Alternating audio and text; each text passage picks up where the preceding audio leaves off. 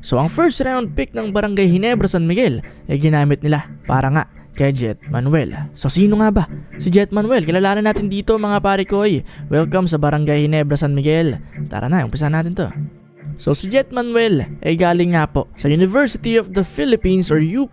24 years old pa nga lang po siya at sinasabing second coming of Jeff Chan. So itong si Manuel ay may official height na 6'2". At noong nasa UAAP pa lamang po siya ay nag-average siya ng 15 points per game, 4.2 rebounds per game at 2.3 assists per game. Yun yung 4th year na siya ha. By the way, itong si Jet Manuel ay isang two-way player, kayang umiscore at syempre kaya ring dumipensa. Ito po yung kanyang sinabi nung nasa Chooks to Go Pilipinas po siya noong FIBA Asia Champions Cup. Gusto niya nga rin daw talagang dumipensa at ayun nga mag-fit sa isang partikular na system. At ayun nga daw yung dahilan kung bakit nag-e-enjoy pa rin siya kahit na limitado yung kanyang oras. Malamang sa malamang ay ganyan din ang mangyayari under Coach Tim Cone. Doon naman po sa binanggit ko kanina na second coming of Jeff Chan, shooter nga po kasi ito, si Jet Manuel. Ayun nga yung kulang sa Barangay Ginebra dahil kakaunti ang mga 3-point shooters ng Barangay Ginebra San Miguel. So kung malas man si Kevin Ferrer, pwedeng mag-step up itong si Jet Manuel.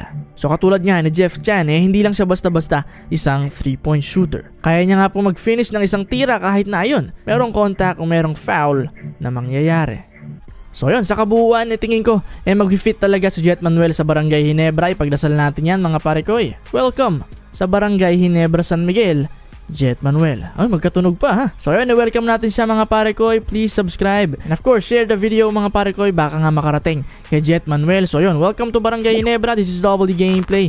Thank you for watching. Bye-bye. Kung gusto niyo akong talunin, ma-shoutout at manalo ng mga papremyo na ito, just go to filipinashoops.com and then bumuo ka ng iyong super team at talunin kaming lahat na sumali dito at pwede kang manalo ng 300 pesos load at mga cash.